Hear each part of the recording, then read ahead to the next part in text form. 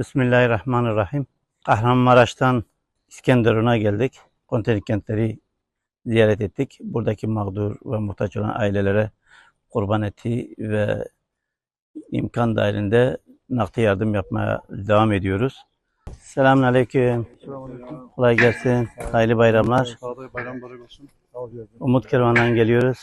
Allah razı olsun. Kurban vekaleti veren hayırseverlerin Allah razı olsun. bakalım.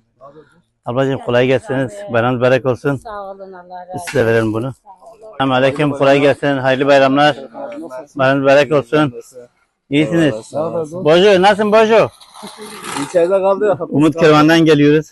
Kurban Allah kabul etsin. vekaletlerini dağıtıyoruz. Amin. Bu ne size verelim dedik.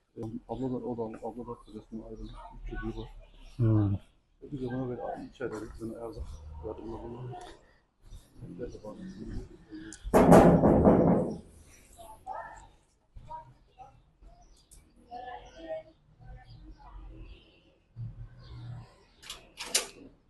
Hayırlı bayramlar. Bayram mübarek olsun. Selamünaleyküm. Umut Kervan'dan geliyoruz. İyisiniz. Etinizi verelim. Bayram mübarek olsun. Dengler geç. Umut Kervan'dan geldik. Bayram eti dağıtıyoruz. Allah sana razı olsun. Amin kere Afiyet olsun.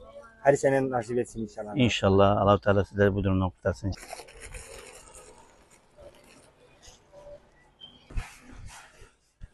Selamünaleyküm. Kolay gelsin. Bayramınız mübarek olsun. Sahipsiniz. Nasıl inşallah? Anne evde mi? Gel anne. Yok şey yapalım. Anne gelebiliyor mu? Rahatsız değil mi? İnge nasılsınız? İyisiniz inşallah. Çok şükür. Durumunuz nasıl? Durumumuz iyi çok şükür. Bir isteğiniz var mı? Size kurban eti getirdik. Sağ olun. Umut Kervan'dan geliyoruz. Sizler zaten siz de tanıyorsunuz. Defaatle size getiriyorlar. Allah şifalar versin. Buyurun. Teşekkür ediyoruz. Selamünaleyküm. Kolay gelsin. Umut Kervan'dan geliyoruz. Nasıl kardeşim? Baba nerede? Vallahi burada değil.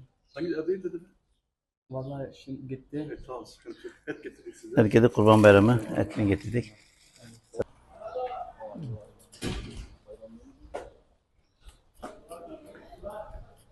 Selam merhaba. Bayram mübarek olsun. Bir kızım. Bismillahirrahmanirrahim. Bugün İskenderun'daki dağıtımımızı da bugün itibariyle bitirdik. Geri kalanlar inşallah yarından sonra devam edilecek. Şu an deprem bölgesine yapmış olduğumuz turu da bitirmiş oluyoruz bu vesileyle. İskenderun'da konteyner evleri ve aynı zamanda muhtaç, yetim ailelere gittik. Onları yerinde ziyaret ettik. Bayramlarını kutladık. Hal hatırlarını sorduk. İhtiyaçlarını öğrendik. Elimizden gelince kadar bunların ihtiyaclarını gidermeye çalışıyoruz. Allah-u Teala bu konuda destek veren, yardım eden tüm hayırseverlerden razı olsun.